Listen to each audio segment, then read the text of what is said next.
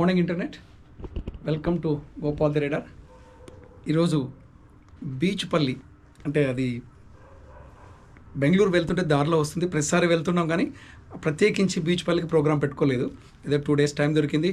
ఈరోజు వెళ్ళేసే కృష్ణానది వాతావరణం చాలా బాగుంటుంది, బ్యూటిఫుల్గా ఉంటుంది.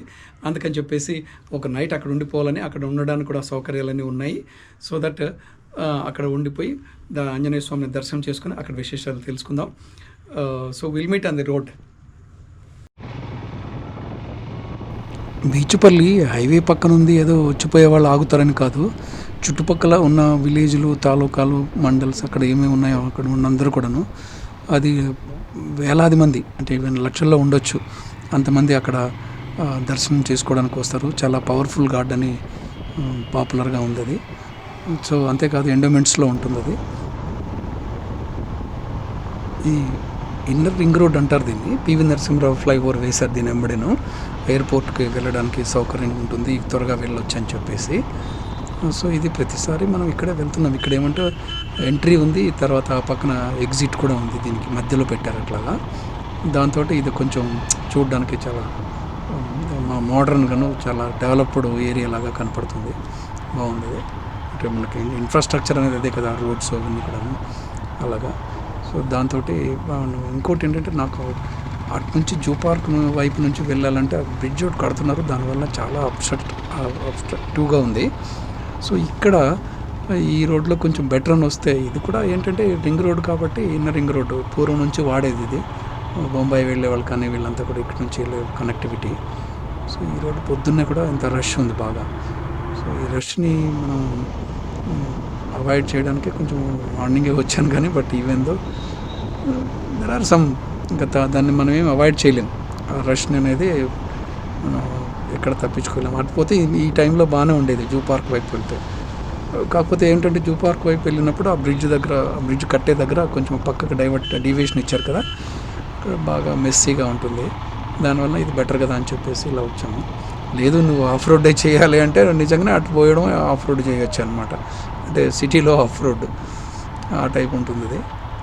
ఇక్కడ ఇంక ఇప్పుడు ఈ ఆరాంఘడ్ అంటారు. ఇప్పుడు ఈ రింగ్ రోడ్డు ఎండ్ అయిపోతుంది, మన రింగ్ రోడ్ నుంచి మనం డివైడ్ అయిపోతాము. ఇక్కడికి NH44లో కలుస్తుంది ఇది. దీన్ని ఆరాంఘడ్ అంటారు. సో ఈ NH44 వచ్చేసి యూజువల్గా దీన్ని బెంగళూరు రోడ్ అని కూడా పిలుస్తారు. ఈ కాశ్మీర్ టు కన్యాకుమారి రోడ్ ఇది NH44 అంటే.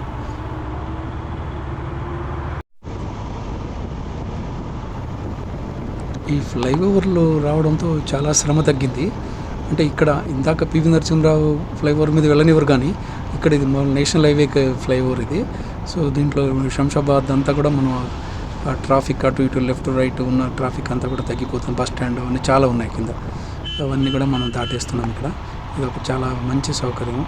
ఇంకా స్పీడ్ కూడా ఏమాత్రం తగ్గకుండా మనం హైవేలో ఎట్లా వెళ్తామో అదే స్పీడ్లోనే మామూలుగా మీ యొక్క ఏ బైక్ కానీ కార్ కానీ 110 ఉంటే 110, లేకపోతే 90 ఉంటే 90, 80 ఉంటే 80 అదే స్పీడ్లోనే మనం వెళ్ళొచ్చు అనమాట దీని మీద. ఇంటికి పక్క నుంచి క్రాస్ చేస్తారనే భయం కూడా ఏం లేదు, ఎవరు రారు ఇక్కడ. అంటే పెడెస్ట్రియన్స్ కానీ లేకపోతే పశువులు కానీ ఏమి ఉండదు బ్రిడ్జ్ మీద. అదొక అడ్వాంటేజ్ ఇక్కడ బ్రిడ్జ్ ఫ్లైఓవర్ వల్ల. ఇంకా ఈ శంషాబాద్ ఎయిర్పోర్టు ORR వచ్చేసింది, లెఫ్ట్కి శంషాబాద్ ఎయిర్పోర్ట్కి వెళ్తుంది. సో ఇక్కడ స్ట్రైట్ వెళ్ళిపోతే బెంగళూరు వైపు. ఇక్కడ రకరకాల డీవియేషన్స్ ఉన్నాయి, ఇటు విజయవాడ వైపు వెళ్ళడానికిను, తర్వాత ఇటు గచ్చిబౌలికి వెళ్ళడానికిను. ఇంకా అందుకనే ఇవి 4-5 రోడ్లు అక్కడ ఆ పక్క ఈ పక్క కలుస్తూనే ఉంటాయి. ఫ్లైఓవర్లో ఒకటి తర్వాత ఒకటి. ఏదో పైన బోర్డు ఉంది చూడండి, అన్ని ఇటు పోయేవాడికి అటు పోవడం వేరే మార్కెట్స్ పెట్టారు, అవి నడుస్తూనే ఉంటాయి. ఇంకా ఒకటి ఏంటంటే ఈ ఫ్లైఓవర్లు దాటగానే ఆల్మోస్ట్ ఇంకా ఇక్కడ ఆరాంఘడ్ తర్వాత సిటీ అయిపోయింది అనుకుంటాం, కానీ ఇక్కడ శంషాబాద్ అనేది ఒకటి బ్యారియర్ ఉంది కదా, శంషాబాద్ తర్వాత మెయిన్గా ఇంకా సిటీ అయిపోయినట్టుగా ఉంటుంది. ఇంకా విలేజ్లో అవి ఉంటాయి. అవి కొంచెం ఇప్పుడు మొత్తం ఈ ఫ్లైఓవర్ ORR దాటిన తర్వాత చిన్న ఊర్లు, అంటే అప్పట్లో ఊర్లు ఉండేటివేమో, కానీ ఇప్పుడు హైవే వచ్చిన తర్వాత అన్నీ కూడా కార్ఖానాలు, లారీలు, రిపేర్ సెంటర్స్, తర్వాత లాజిస్టిక్స్ సంబంధించినవి అన్నీ కూడా ఇంకా వచ్చేస్తాయి ఇక్కడ చుట్టుపక్కలంతా కూడా. అలా ఉంటుంది ఇక్కడ. సిటీ బయట కాబట్టి స్థలం కొంచెం ఎట్లయినా అప్పట్లో చీప్గా దొరికేది. ఇప్పుడు ఎక్కడ పోయినా కాస్ట్లీ ఉంది.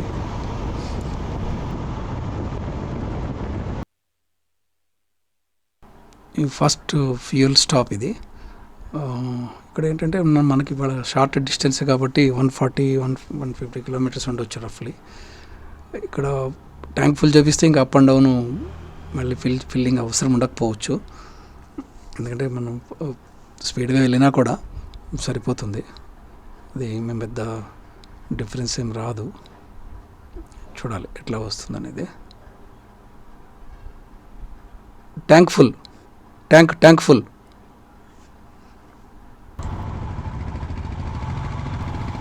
ఫస్ట్ టోల్ గేట్ రీచ్ అయ్యాము.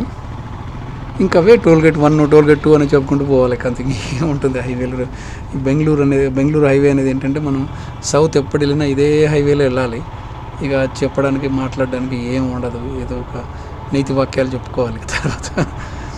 సో బెంగళూరు హైవే నుంచి ఇంకా ఇక్కడ నుంచి ఇంకా రికార్డ్ చేయడం కూడా అనవసరం ఇంకా, ఎందుకంటే అన్నీ చూసిన రోడ్డే, ప్రతిసారి చూపించాం కదా. బీచ్పల్లి రామాలయంలో ఉన్నాము. సో ఇక్కడ స్వామివారికి తెలుగులోనే చెప్తాను, అందుకని నేను కూడా తెలుగులోనే అడుగుతాను. So all this in Telugu only. ఏ పూరా తెలుగు మే బాత్ కరే. స్వామివారు రాముల వారు. సో స్వామివారి గురించి ఈ స్థల పురాణం కానీ వాటి గురించి ఇప్పుడు స్వామి మీ పేరు? స్వామి దత్తాత్రేయాచారి గారు. స్థల పురాణం గురించి చెప్పండి స్వామి. రాముల వారి జయ శ్రీమన్నారాయణ. శ్రీమతే రామానుజాయ నమః. ఇది జోగులాంబ గద్వాల డిస్టిక్, ఇటిక్యాల మండలం, బీచ్పల్లి గ్రామం. ఇది నేషనల్ హైవే 44 పక్కన శ్రీ కృష్ణానది తీరాన శ్రీ అభయాంజనేయ స్వామి మరియు సీతా సహిత కోదండరామ స్వామి మరియు మనకి ఇక్కడ జ్ఞాన సరస్వతి అమ్మవారు, లక్ష్మీ హయగ్రీవ స్వామి, విశ్వక్షీణుల వారు, ఇలాగా కొన్ని ఉపాలయాలు ఇక్కడ ఉన్నాయి. అలాగే మనకి ఇక్కడ పూర్వం ఒకసారి శ్రీకృష్ణదేవరాయల వారి గురువైన వ్యాసరాయల వారు తన శిష్యుల బృందంతో ఇక్కడ నదీ తీరానికి విచ్చేస్తారనమాట. అయితే ఒకసారి ఏమవుతుంది అంటే ఆ యొక్క గురువు గారు ఆ యొక్క కృష్ణానదిలో స్నాన సంధ్యావదలు పూర్తి చేసుకొని సంధ్యావందనం మార్చుకొని తన యొక్క వస్త్రాలను ఆయన శిష్యుల్లో ఒకరికి అందచేసి ఈ యొక్క వస్త్రాన్ని శుభ్రం చేయాలని ఇస్తే ఆ యొక్క శిష్యుడు ఆ యొక్క వస్త్రాన్ని శుభ్రం చేద్దామని ఒక బండరాతి కింద శుభ్రం చేస్తుండగా ఉన్నట్టు ఉండే ఆ యొక్క బండరాతిలోంచి ఒక విశేషమైన శబ్దం వస్తుందన్నమాట. దాన్ని చూసి భయపడిపోయిన నా శిష్యుడు వెంటనే తన గురువు గారికి ఆ యొక్క సమాచారాన్ని అందజేస్తే ఆ గురువు గారు అక్కడికి వచ్చి తీరా చూస్తే అక్కడ హనుమంతుడు ఈ విధంగా చెప్తారనమాట. నేను హనుమంతుల వారిని ఇక్కడ ఉన్నాను, నన్ను ఇక్కడ ప్రతిష్ఠ చెయ్యండి అని చెప్పగానే అక్కడ ఆ యొక్క కృష్ణదేవరాయల గురువైన వ్యాసరాయల వారి విధంగా అడుగుతారనమాట. అయ్యా, మీరు చాలా బరువుగా ఉన్నారు, మిమ్మల్ని మోయడం మా వల్ల కావట్లేదు, కనుక మీరు కాస్త బరువు తగ్గితే మా శిష్యుల సహకారంతో మిమ్మల్ని తీసుకెళ్తాము అని చెప్తారనమాట.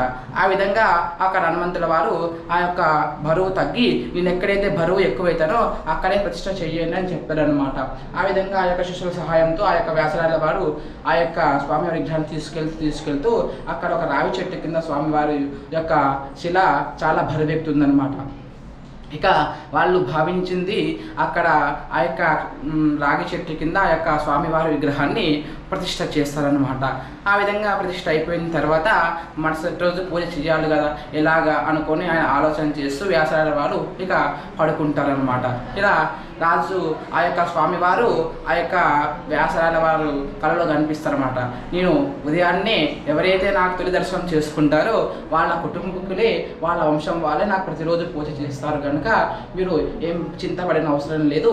రేపు ఉదయం ఎవరైతే నన్ను మొదటిగా దర్శనం చేసుకుంటారో వాళ్ళే నాకు పూజారులు నియమించండి అని చెప్పగానే దానికి ఆయన సరే అని చెప్పి ఇక మరుసటి రోజు ఇక్కడ కొండపేరని గ్రామంలో ఒక గొల్లవాడు గోవులు మెప్పుకుంటూ అంటే బోయవాడు ఇక్కడికి వచ్చి మొదటిగా ఆ యొక్క పిల్లవాడు ఆ యొక్క స్వామివారిని దర్శనం చేసుకుంటాడు అనమాట. అతని పేరు బీచ్పల్లి. ఆ విధంగా ఆ వ్యాసరాయల వారు వచ్చి ఈ విధంగా జరిగింది, ఈ విధంగా మీరు తొలి దర్శనం చేసుకున్నారు కనుక ఇక నుంచి మీరు మీ వంశం వాళ్ళే ఈ యొక్క కలియుగాంతరం వరకు ఈ యొక్క ఆంజనేయ స్వామి పూజారుగా నియమించబడతారు కనుక మీరే యొక్క పూజా బాధ్యతలన్నీ స్వీకరించాలని చెప్పగా వెంటనే అక్కడి నుంచి మొదలు ఆ యొక్క బీచ్పల్లి అనే ఆ అబ్బాయి పేరే ఈ క్షేత్రానికి బీచ్పల్లిగా నామకరణం చేసి ఈ నడికడ్డపాలెంలో చుట్టుముట్టు యావత్ కర్ణాటక, తెలంగాణ, రాయలసీమ వంటి గ్రామాల నుంచి భక్తులు విశేషంగా వచ్చి ఈ యొక్క స్వామివారిని ఆరాధిస్తారనమాట. కొలిచిన వారికి కొంగు బంగారంగా పిలుస్తాడు ఈ యొక్క బీచ్పల్లి ఆంజనేయ స్వామి. సంవత్సరానికి ఒకసారి ఇక్కడ హనుమాన్ జయంతి రోజు బాగా జరుగుతుంది. అవునండి, వైశాఖ మాస పౌర్ణమి రోజు మొదలుకొని ఇక్కడ 5 రోజులు బ్రహ్మోత్సవాలు జరుగుతాయి. 5 రోజులు స్వామివారికి విశేషమైన దాసాంగాలని వారి శక్తి కొలది అందరూ కూడా భక్తులు ఇక్కడికి వచ్చేసి ప్రతి శనివారము ఆ యొక్క వైశాఖ మాసం మొత్తం స్వామివారికి విశేషంగా దాసాంగాలు పెట్టడం మొదలవుతుంది. మరియు ఇక్కడ దగ్గరలోనే పూర్వం మనకి నిజాంకొండ ఉంటుంది. అలాగే ఇక్కడ కృష్ణానది దక్షిణా తీరంగా ప్రవేశం చేస్తుంది అనమాట. విశేషమైన ఈ యొక్క నదీ తీరంలో ఒక రామాలయం ఉంటే బాగుండు అని ఒక శాల్యన్య అనే ఒక భక్తుడు అనుకొని, ఎందుకంటే హనుమంతుడు స్వామి ఆ పేరు మరి చెప్పండి. శాల్యన్న గారు, శాల్యన్న ఎత్ర ఎత్ర రఘునాథ కీర్తనం తత్త కృతమస్త కాంజలిం భాష్పవారి పరిపూర్ణ లోచనం మారుతం నమతాం రాక్షాంతం. ఎక్కడైతే రామభజన, రామ సంకీర్తన, రామనామ మూరు మోగుతుందో అక్కడే ఆంజనేయ స్వామి నిమగ్నమై కూర్చొని ఉంటాడు కనుక అందుచేత ఒక రామాలయం ఉంటే బాగుండను ఆ యొక్క సంకల్పదాత శాల్యన్య అనే ఒక మహానుభావుడు ఇక రామాలయం నిర్మించాలని సంకల్పం పెట్టుకొని, ఇది మొత్తం ఒకప్పుడు లోయ ప్రాంతం అన్నమాట. తోన మరియు ఇతరులతోన సహాయ సహకారాలతో ఇక్కడ రామాలయం నిర్మించడం జరిగింది. అయితే కాలక్రమేణా ఆయన కాలం చేసిన తర్వాత నల్లారెడ్డి గారిని ఇక్కడ సంగాల గ్రామ వాస్తవ్యులు వారు ఈ యొక్క కార్యాన్ని తన చేతులుగా తీసుకొని తాను ఈ యొక్క రామాలయంలో ఒక భాగస్థుడై ఈ యొక్క రామాలయం పునరుద్ధరణ చేస్తూ ఇక దాదాపు ఇక్కడ చుట్టుపక్కల వాళ్ళందరూ 30 మంది దీనికి సహాయ సహకారంతో ఈరోజు ఈ యొక్క కృష్ణానది తీరాన కోదండ రామాలయం తేజోమయంగా జరుగుతుంది. మరియు ఇక్కడ మామూలుగా ఎక్కడైనా మనం చూసినట్లయితే స్వామివారికి అమ్మవారు ఎడమ వైపు ఉంటారు, కానీ ఇక్కడ విశేషం ఏందయ్యా అంటే స్వామివారికి అమ్మవారు కుడి వైపు ఉన్నారనమాట. అది ఇక్కడ విశేషం. ఎలాగయ్యా అంటే మన వైష్ణవ సాంప్రదాయ ప్రకారం శ్రీ చిన్న శ్రీమన్నారాయణ జిఆర్ స్వామి వారు ఇక్కడ యొక్క రాముల వారిని ప్రతిష్ఠ చేశారనమాట. అందుకు ఆయన మనకు వైష్ణవ సాంప్రదాయం ప్రకారం భర్తకు భార్య కుడివైపు ఉండాలి కనుక ఆ విధంగా ఇక్కడ విశేషంగా అమ్మవారు కుడివైపు ఉంటారన్నమాట. మరియు ఈ యొక్క విశేషమైన ఈ యొక్క రామ మందిరంలో చిన్నారులకు ఎంతో మంచి బుద్ధి జ్ఞానం కలగాలంటే శ్రీ లక్ష్మీ హయగ్రీవ స్వామి యొక్క దీవెనలు ఉంటే తప్ప వాళ్ళకి మంచి బుద్ధి జ్ఞానం ఉండదు. అలాగా ఒకసారి ఒక మహిళ సరస్వతీదేవి ఆమె కళలో కనిపించి నన్ను ఇక్కడ ప్రతిష్ట చెయ్యండి అని చెప్పగానే ఆ యొక్క మహిళ తన సొంతంగా ఖర్చు పెట్టుకొని కొన్ని లక్షలతోనే పక్కన జ్ఞాన సరస్వతి అమ్మవారి ఆలయాన్ని నిర్మించడం జరిగింది. కనుక ఇక్కడ వసంత పంచమి రోజు అక్షరాభ్యాసం అంగరంగ వైభవంగా చిన్నారులకు ఎన్నో కొన్ని వేల మంది ఇక్కడ వచ్చి అక్షరాభ్యాసాలు చేయించుకుంటారనమాట. అలాగే ఇక్కడ మనకి శ్రీరామనవమికి 5 రోజుల ముందు మొదలుకొని కోదండ రామస్వామి బ్రహ్మోత్సవాలు మొదలవుతాయి కనుక అందరూ కూడా ఈ యొక్క ఆలయానికి వచ్చి స్వామివారి అనుగ్రహానికి పాత్రలు అవుతారని చెప్తున్నాము. జై శ్రీమన్నారాయణ. సరస్వతి టెంపుల్ అన్నారు, ఎక్కడ స్వామి అది? ఈ రామాలయం పక్కనే ఉంటుందండి సరస్వతి టెంపుల్. కాంపౌండ్ బయట?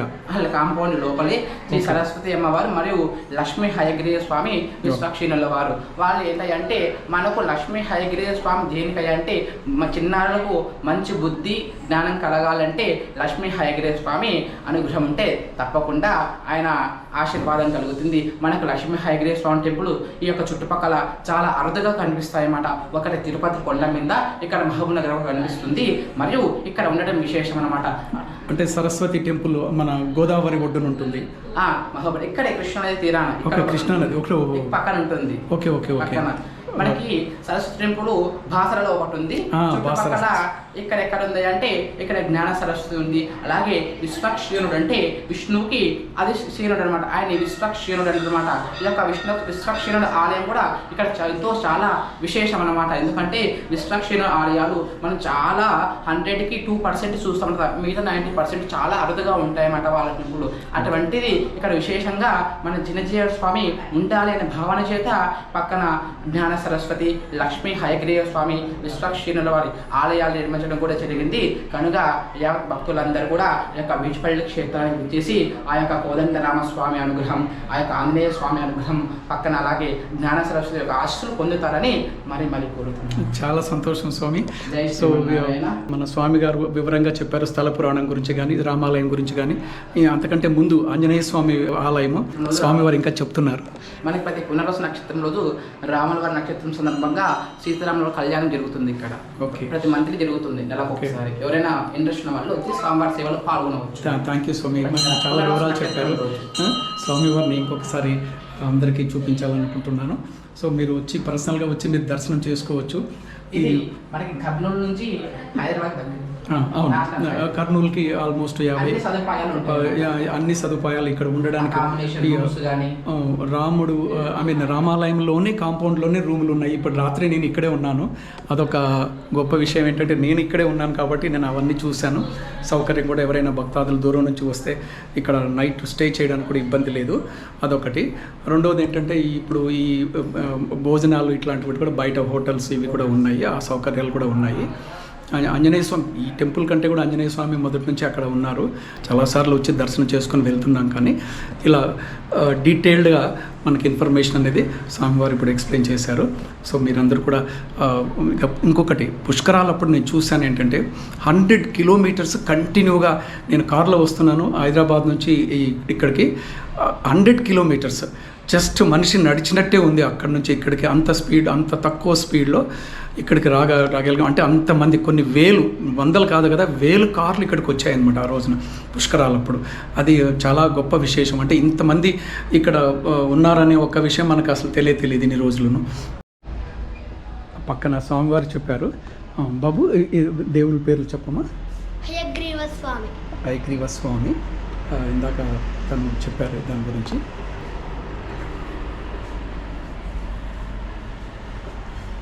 విశ్వక్షేణుడు చిన్న స్వాముల వారు చెప్తున్నారు విశ్వక్షేణుడని.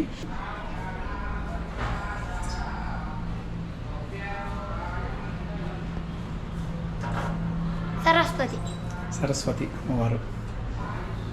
సో ఇక్కడ ఇందాక తను ఆల్రెడీ చెప్పారు, దాని గురించి మీకు కూడా అందరికీ ఒకసారి చూపిద్దాం, దర్శనం చేసుకుంటారని. సో మీరు కూడా ఇక్కడికి వస్తే ఈ పక్కన ఉన్న ఈ సరస్వతి టెంపుల్ను వీటిని కూడా దర్శనం చేసుకుంటారని ఉద్దేశంతో మేము చూపిస్తున్నాను. ఓకే, బీచ్పల్లి హనుమాన్ టెంపుల్ అంటే ఇదేను. ఇది గాలిగోపురము, కొత్తగా కట్టారు. ఇది ఇంకా రంగులు వేయలేదు. మొన్న రీసెంట్గా హనుమాన్ జయంతి రోజున రథం అంతా చేశారు. నేను ఆ రోజున. సో ఈ గాలిగోపురానికి రంగులు వేసే ఇంకా టైం పడుతుందేమో. ఇది తెలంగాణ ఎండోమెంట్స్ కింద ఉంది. ఇది చిన్న రథము, లోపల దాకా అంతా చెక్కతో చేశారనుకుంటాను. ఇక్కడ ధ్వజస్తంభం, ఇది ధ్వజస్తంభం పైదాకా ఉంటుంది. మనం చివరి భాగం లోపల నుంచి చూడలేము. ముఖద్వారం తర్వాత ఇది స్వామివారి నెక్స్ట్ స్టేజ్ అన్నమాట. సో ఈ స్టేజ్లో ఇక్కడ మనం టికెట్ కౌంటర్ ఉంటుంది. అర్చన టికెట్లు కానీ ఏమైనా తీసుకుంటారు. ఆ తర్వాత లోపల దర్శనం చేసుకోవడానికి లోపల గర్భగుడి అంతా చూడవచ్చు. ఇక్కడ ఏమైనా హైలైట్స్ ఉంటే ఇక్కడ రాసి పెడతారు ఈరోజు, అంటే ఏదేది ఏ రోజు అన్నదానం అని చెప్పేసి.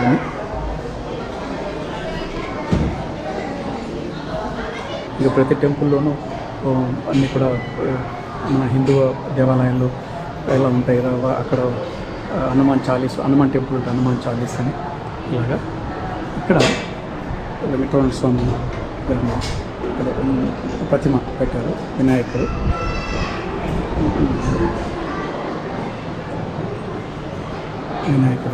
పక్కన కూడా ఉన్నారు.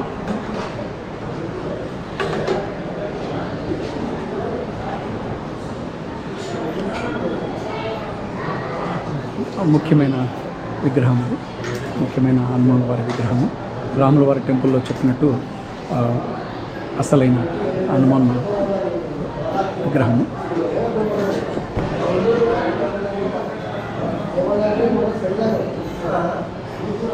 ఇక్కడ రామలక్ష్మణుడు చిన్న విగ్రహాలు.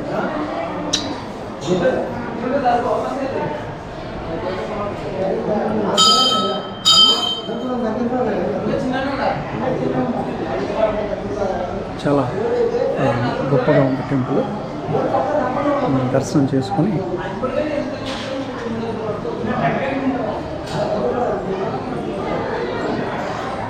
హనుమాన్ జయంతి తర్వాత మళ్ళీ ఒక 10 రోజుల వరకు ఇలాగే ఉంటుంది అనుకుంటాను. ఈరోజు కూడా బాగా రష్గానే ఉంది టెంపుల్.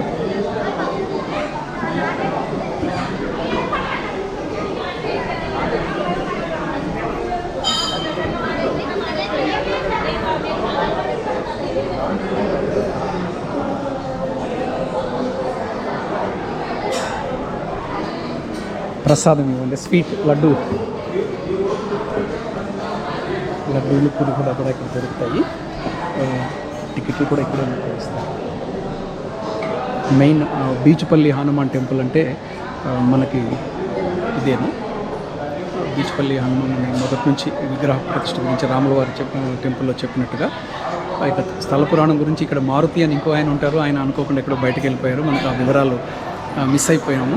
నేనే లేటు, డాటా లేదని చెప్పేసి దాన్ని ఖాళీ చేసుకుంటున్నాను. దాంతో అంత ఇదైపోయింది. పర్వాలేదు.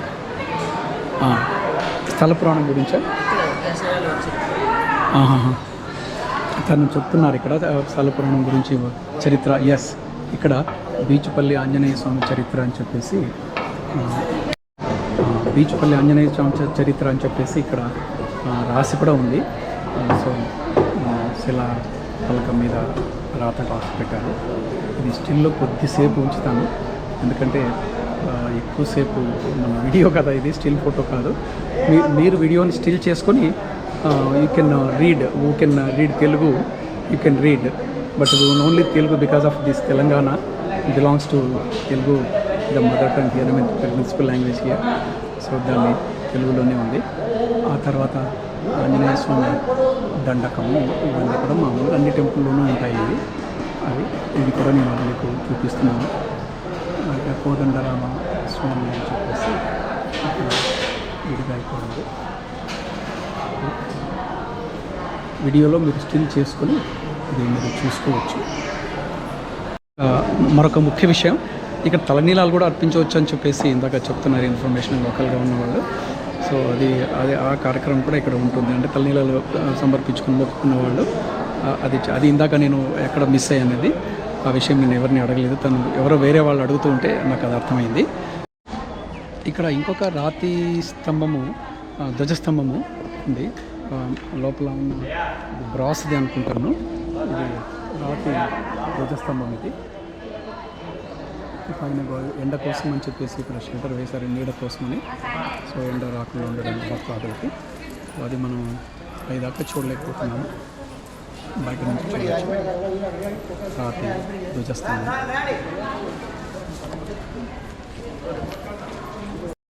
ఇక్కడ రంగురంగుల వస్తువులన్నీ అమ్ముతున్న పిల్లలకు సంబంధించిన బొమ్మలు ఇవన్నీ కూడా. ఇక్కడే కొబ్బరికాయలు కూడా అలాగే ఒత్తులన్నీ ఎవరెవరికి ఏం కావాలి.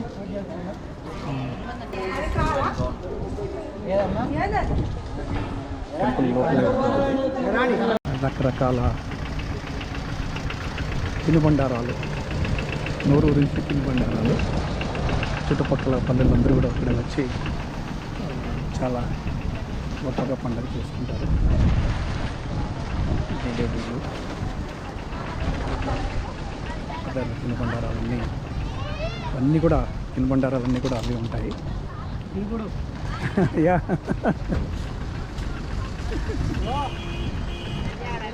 ఇవి స్వీటా? ఇది బీచ్ఫుల్ గూడ్ గాడి ఏంటారు. ఏంటి ఇది? బెల్లం పుల్లలు. బెల్లం పుల్లలు. ఓకే, బెల్లం పుల్లలు. అది మడతకాజ. మడతకాజ అందరికీ అది మామూలు పాపులర్గా తెలిసిందే. సో ఇలాగా ఈ ఎన్ని రోజులు ఇది ఈ ఉత్సవము? నెల రోజులు ఉంటుందా? ఓ నెల రోజులట, చూడండి అది చాలా గ్రేట్ ఇది అనమాట. 1 month అంటే ఆంజనేయ స్వామి జన్మదినోత్సవం నుంచి తర్వాత నెల రోజులు, ఆంజనేయ స్వామి జన్మదినోత్సవం తర్వాత నెల రోజులు ఉంటుంది. నెల రోజులు ఉంటుందంటే ఇది విషయం నిజంగానే చాలా గ్రేట్. ఇది ఈ నెల రోజులు ఇక్కడ ప్రజలు అంటే భక్తులు వస్తూనే ఉంటారు అనుకుంటాను. అందువల్ల వీళ్ళు తినుబండారాలు, ఇక్కడేమో బొమ్మలు, పిల్లల బొమ్మలు, ఎక్కడ పోయినా జాతరలో ఇట్లాంటివి ఉంటాయి. పిల్లలవి మొదటి మోస్ట్లీ పిల్లల అట్రాక్షన్, అది చిల్డ్రన్స్ అట్రాక్షన్.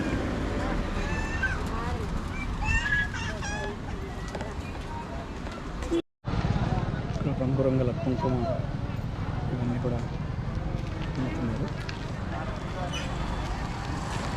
ఇది జాతరలో ఒక పార్ట్. ఈ కుంకుమ అంతా మా దేవుడు అంటే మీరు ఎక్కువ తీసుకెళ్తారా ఇక్కడ నుంచి?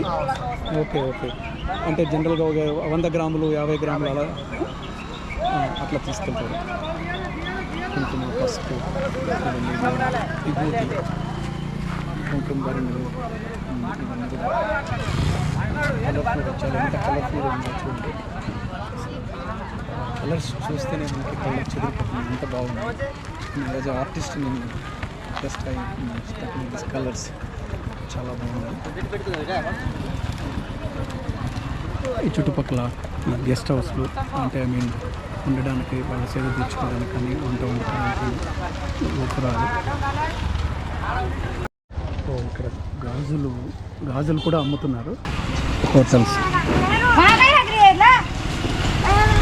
కూల్ డ్రింక్స్ అని, ఫ్రూట్ సలాడ్స్.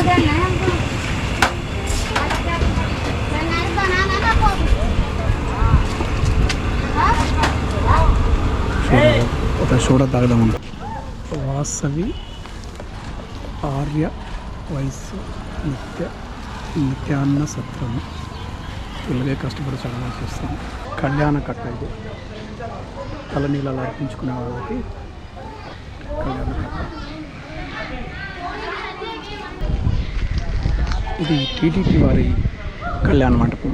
టీటీటీ కళ్యాణ మంటపము తిరుమల తిరుపతి దేవస్థానములు కళ్యాణ మంటపం, మ్యారేజ్ హాల్. ఇక్కడ రాస్తుంది టీటీడీ.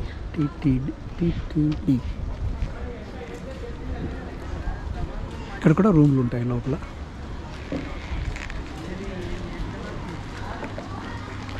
అన్ని రకాలు ఈ నెల రోజులు అన్ని రకాలు ఇక్కడ అందరూ ఉంటారు అనుకుంటాను.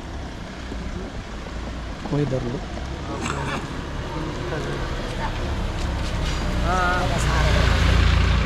సందక్క సారక్క మనసులో మాట ఆలోచన కళ, నీ మనసులో చక్కని కోరిక ఉంది కదా.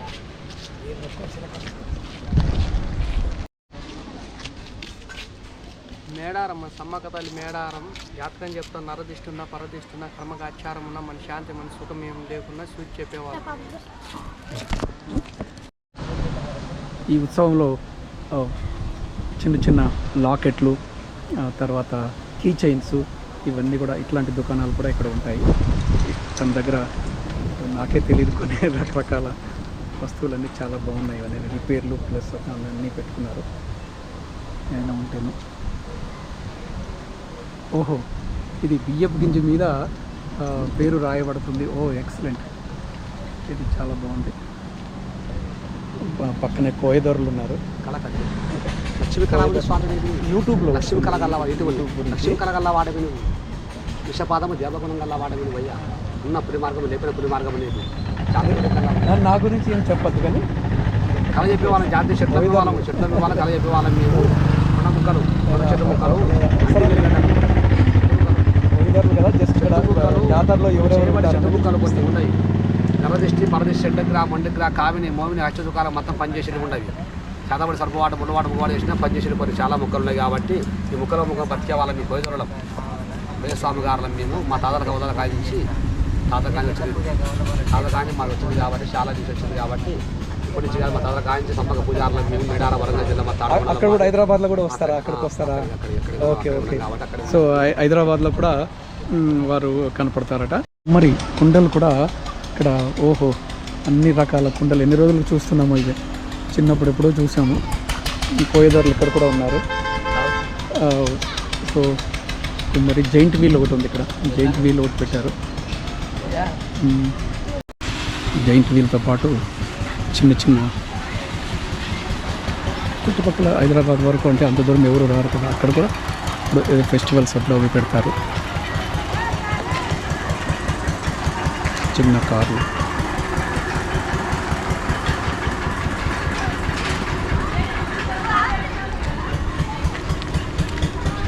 కుండలే నాకు చాలా గ్రేట్గా ఉన్నాయి. చిన్న చిన్న కుండలు, మట్టి కుండలు.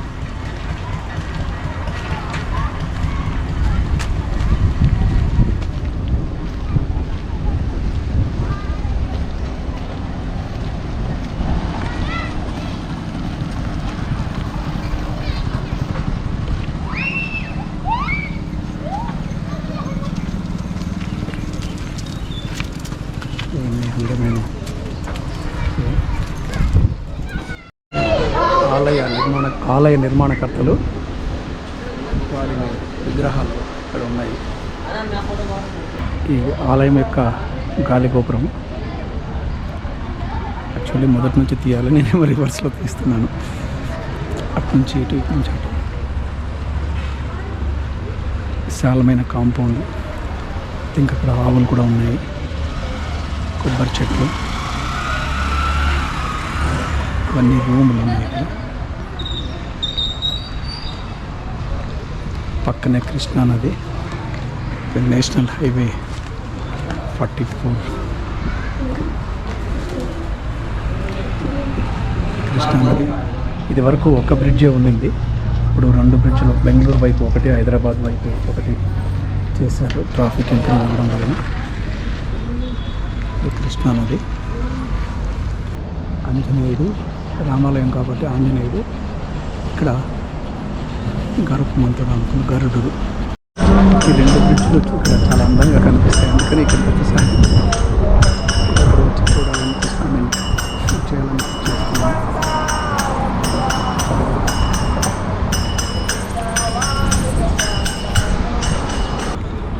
దూరం నుంచి చిన్నగా అనిపిస్తుంది ఈ కెమెరాలో. గోప్రోతోటే షూట్ చేస్తున్నాను. ఇక్కడ స్నానాలు చేస్తున్నట్టున్నారు, తీయడం బాగోదు. అక్కడ కృష్ణా నది, మళ్ళీ ఇదంతా కూడా నీళ్లు ఉంటాయి. All this area occupied with water in the rainy season. पूरा उधर तक ये कृष्णम्मा स्टैचू जो है ना, उधर तक पानी आता. उधर दिख रहा, देखो निशाना दिख रहा उधर, ये ब्रिज पे भी निशाना दिख रहा. ये पूरा पानी इतना जाता. अभी थोड़ा समर आ गए ना, समर में थोड़ा. रामालयम, आंजनेय स्वामी विग्रहम, గరుడ వాహనం.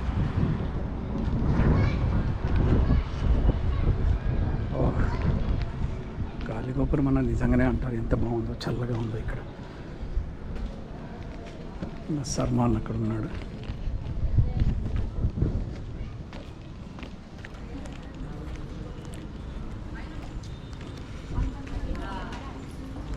సల్మాన్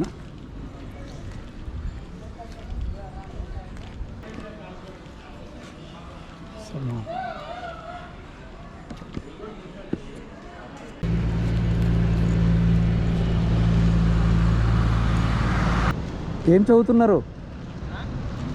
చదువుతున్నారు? స్కూల్ పోతున్నారా? ఇంటరా? కాలేజ్? ఏ group? MPC, maths, physics, chemistry. Excellent.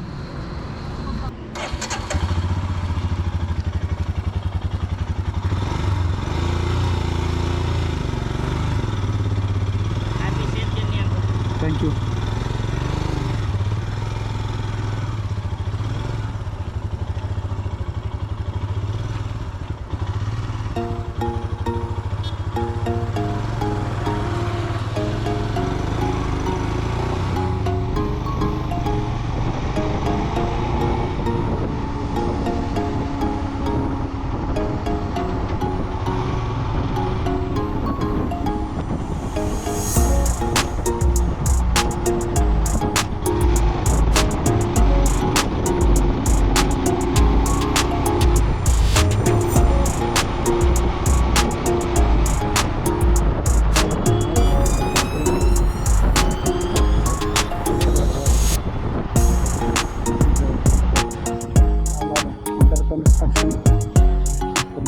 Flyover.